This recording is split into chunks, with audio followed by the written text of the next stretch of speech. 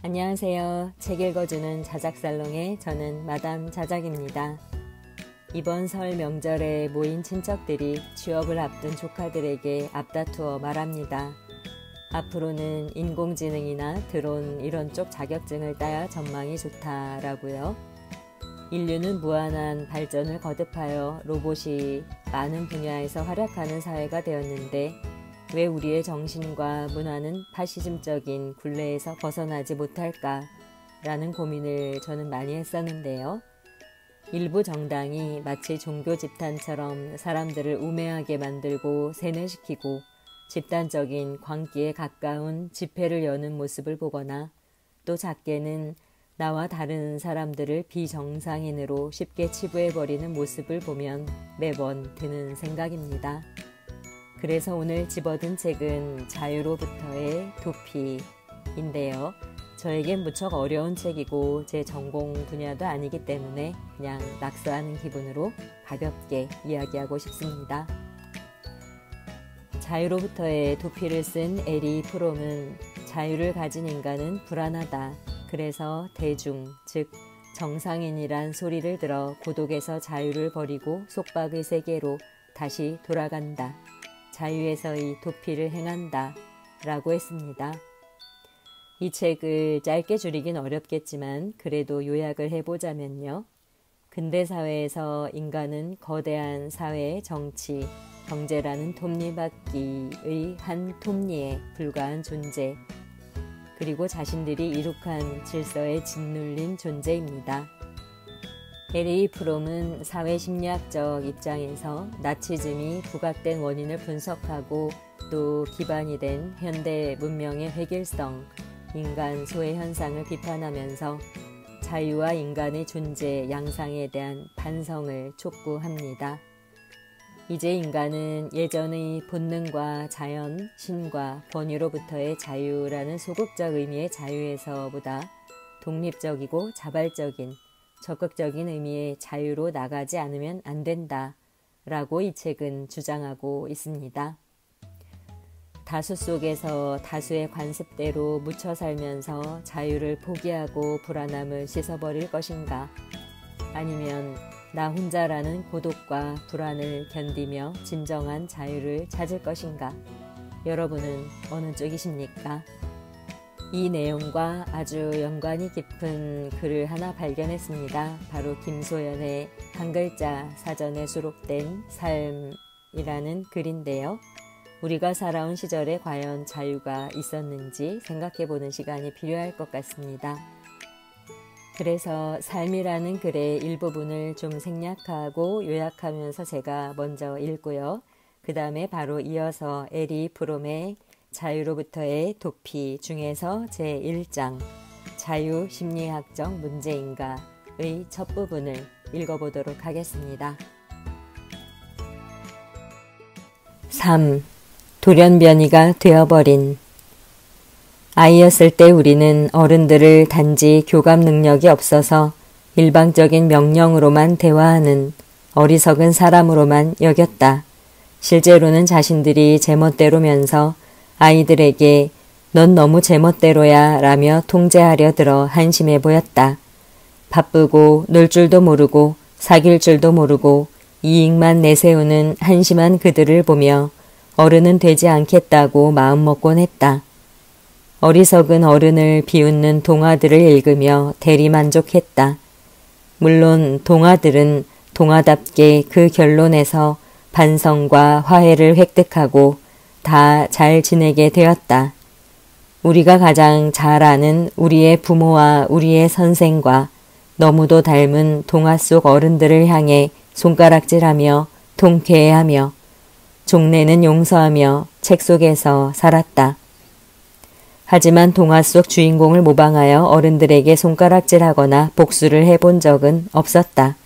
단지 어른이 되는 것을 가장 두려워하면서 자랐다. 어른이 되기 싫었다. 하지만 어른은 되기 싫다고 해서 안 될 수 있는 것이 아니어서 어쩔 수 없이 우리는 어른이 되었다. 동화로부터 멀어진 10대에는 학교와 학원에서 모든 시간을 보냈다. 단 한 가지 목적만을 추구하는 그 장소에서 10대의 우리는 내 몫의 억압을 견디는데 전념했다. 홧김에라도 부당한 억압에 대하여 분노를 그 억압의 주체에게 쏘아보낸 적이 거의 없었다. 아무도 보지 않는 곳에서 분노의 눈물을 흘리거나 같은 분노를 공유한 친구들과 함께 욕을 해대는 것이 전부였다. 시키는 공부를 하고 외우고 시험을 보았다. 이 과정만이 유능한 어른으로 성장할 수 있는 길이란 사실을 대부분의 아이들은 일찍이 알았고 24시간 편의점처럼 공부에 매진했다. 매진하지 않고 일탈한 아이들은 학교에 남아있지 못했다. 우리는 매진도 하지 않고 일탈을 하지도 않은 10대를 보냈다. 후략.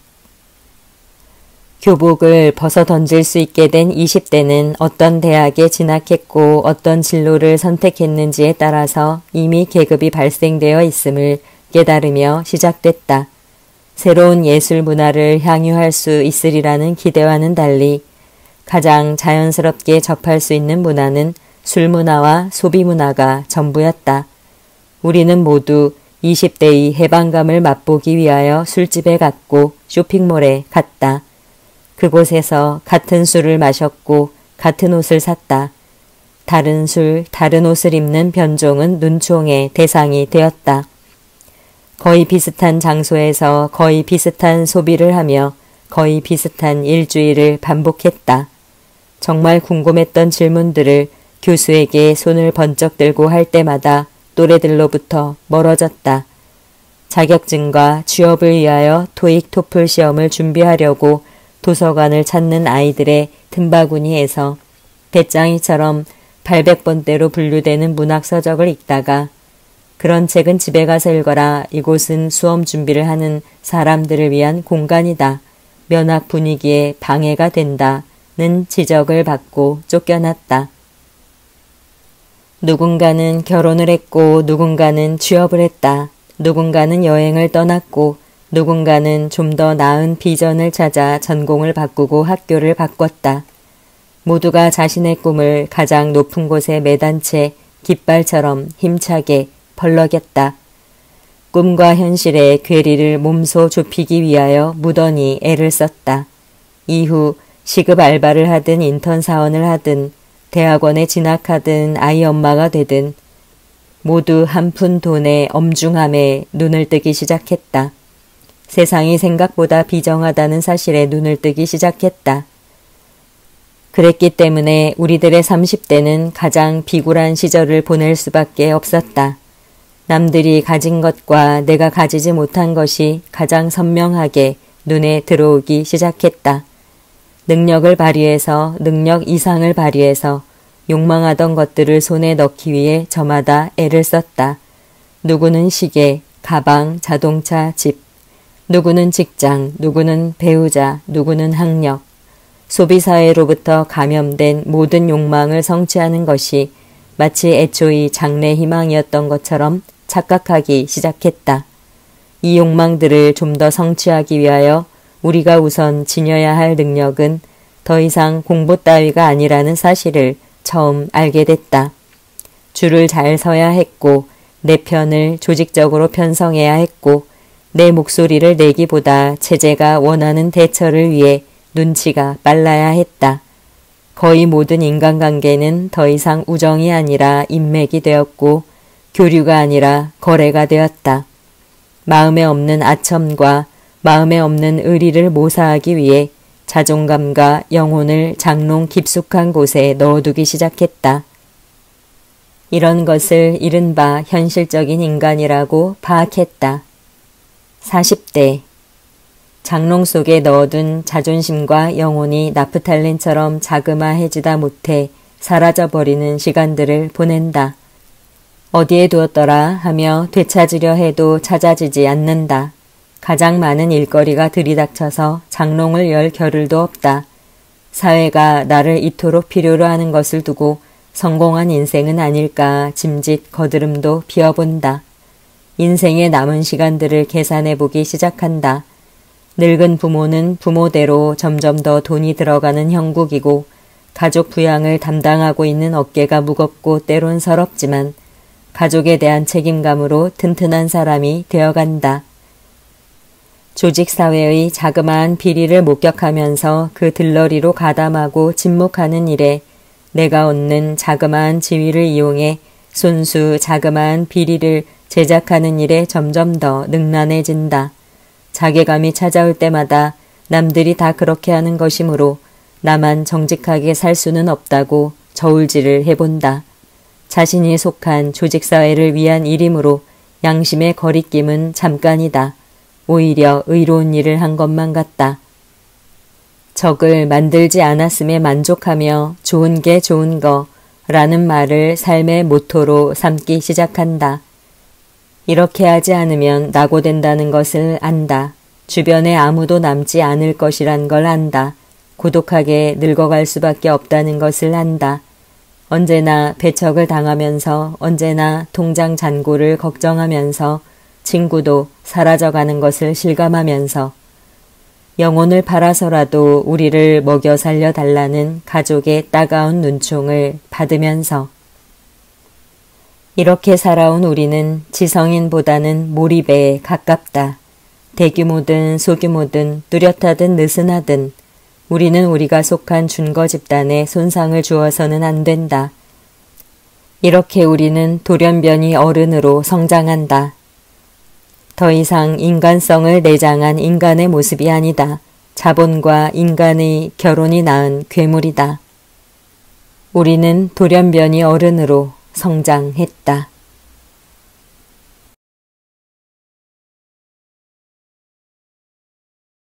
제1장 자유, 심리학적 문제인가. 근대 유럽과 미국의 역사는 사람들을 구속해온 정치적, 경제적 및 정신적인 질곡으로부터 벗어나 자유를 얻으려는 노력에 집중되고 있다. 자유를 위한 싸움은 억압받는 사람들에 의하여 이루어졌는데 그들은 지켜야 할 특권을 가진 자들에게 항거하여 새로운 자유를 얻으려고 했다. 한 계급이 지배에서 벗어나기 위해 투쟁하는 동안 그들은 인간의 자유를 위하여 싸우고 있다고 스스로 믿었다.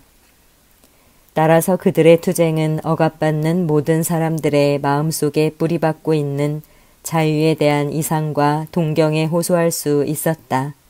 그러나 억압에 항거해온 계급은 자유를 위한 줄기찬 투쟁의 한 단계에서 승리하여 일단 새로운 특권을 지켜야 할 입장이 되면 그때에는 도리어 자유를 해치는 적들과 한편이 되었다. 여러 차례에 걸친 반전에도 불구하고 자유를 위한 투쟁은 승리해왔다.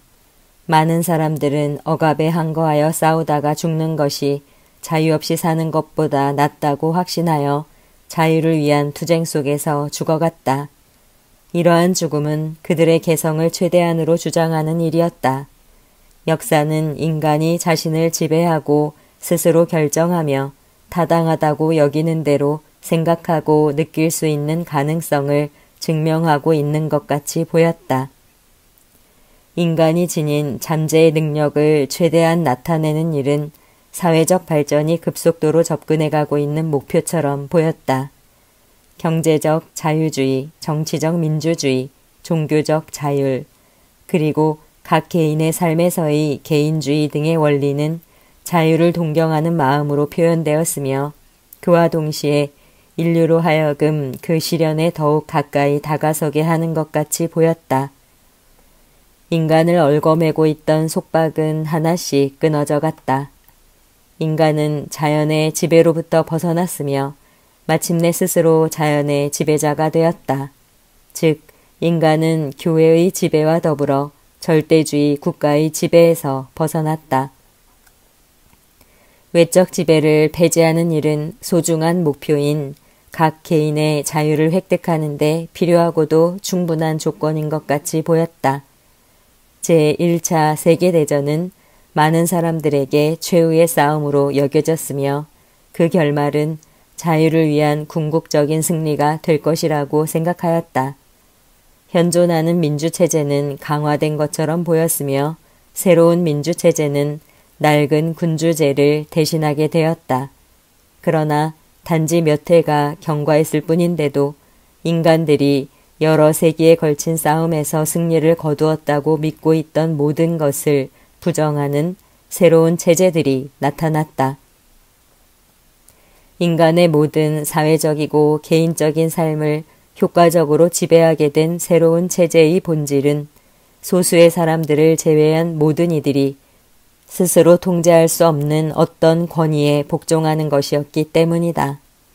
처음에 많은 사람들은 권위주의적 체제가 승리를 거두게 된 것은 극소수 사람들이 품고 있는 광기 때문이며 그들의 광기는 머지않아 그들의 몰락으로 이어지리라는 생각에서 안심하고 있었다.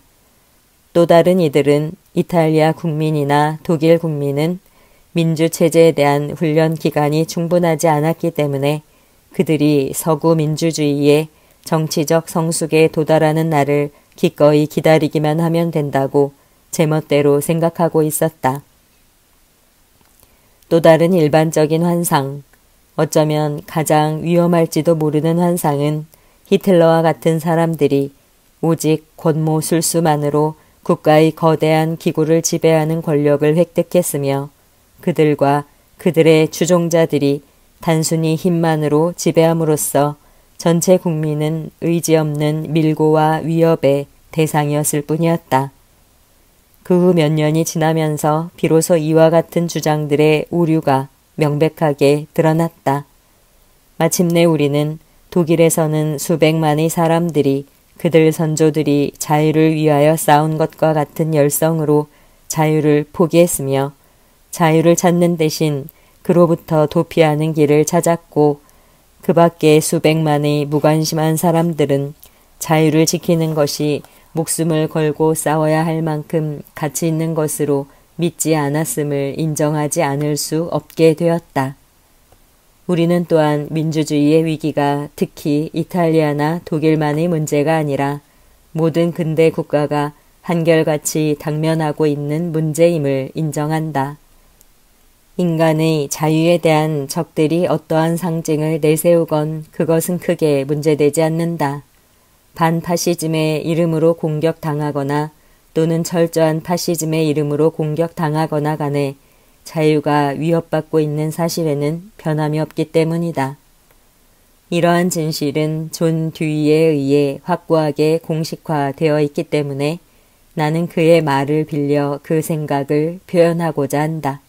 그는 말한다. 우리의 민주주의에 대한 심각한 위협은 외국의 전체주의 국가가 존재하기 때문이 아니다. 우리의 개인적인 태도와 제도 내부에 외국 여러 나라들에서 외적 권위와 규율, 획일성, 지도자에 대한 의존 등 파시즘이 승리를 얻게 한 조건들이 있다는 사실이 위협이 된다. 따라서 싸움터는 바로 여기, 우리 자신과 우리 제도 안에 있다. 네, 잘 들으셨습니까? 두 가지의 글을 들으시고 너무 비관적이다 라고 생각하시는 분도 계실 텐데요. 저의 경우는 적극 동의, 아주 그렇다입니다. 그렇다면 인간은 문명의 거대한 톱니바퀴에 아주 작은 톱니에 불과하도록 왜 그렇게 살아왔을까? 우리 하나하나는 너무 소중한 존재인데 그래서 우리는 늘 갈망하고 답답해하는지도 모르겠다라는 생각이 듭니다. 우리 내면의 깊숙한 곳에는 진정한 자유에 대한 욕구가 있기 때문이죠. 자유로부터의 도피에서 에리 프롬이 지적한 것은 1930년대에서 2차 세계대전까지 나치 독일에서 독일 국민들이 나치즘에 대항하는 대신 일상의 편안함이나 안전을 위해서 정신적으로 나치즘에 복속된 것을 말합니다. 이 책에서 프롬은 신체적 자유 또는 소극적 자유라고 하는데요. 물리적 억압이나 환경의 박탈 같은 것이 여기에 속합니다. 이것과 정신적 자유, 다른 말로 적극적 자유라고 하는데요. 집단 속에서의 소외, 반복되는 일상에서 느끼는 권태, 이런 정신적 억압에서 벗어난 자유를 말합니다. 이 두 가지를 분리하고 있는데요. 소극적 자유를 얻고자 적극적 자유를 희생한다는 것이 프롬이 말하는 자유로부터의 도피입니다.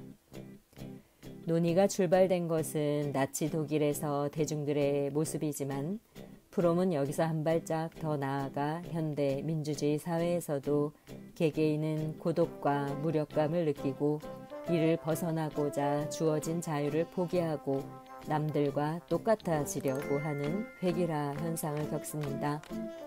이것이 바로 현대 사회에서의 자유로부터의 도피다. 현대 사회는 개인에게 진정한 자유를 주지 못하고 있다고 지적합니다. 우리는 어쩌면 우리가 즐겨 먹는 커피나 음식, 문화, 유행, 영화, 책뿐만이 아니라 정신까지도 이미 회귀라 되도록 조직화되어졌는지도 모르겠습니다. 어떻게 보면 전근대 사회보다도 더 무서운 수능을 강요당하는 사회인데요. 거기서 느끼는 현대인들의 무력감이나 우울감은 결코 가벼운 것이 아님을 아마 우리는 모두 다 알면서도 서로 똑같이 모르는 척하는 게 아닌가 그런 생각이 듭니다. 이런 정신적 굶주림에 빠져있지 않으려면 깨어 있어야 한다라는 생각이 자꾸만 드는데요. 진정한 자유의 의미가 무엇인지, 삶의 의미가 무엇인지 한 번쯤 생각해보는 계기가 되었으면 좋겠습니다. 저는 그럼 이만 오늘 문을 닫겠고요. 다음에 더 좋은 방송으로 찾아뵙겠습니다. 감사합니다.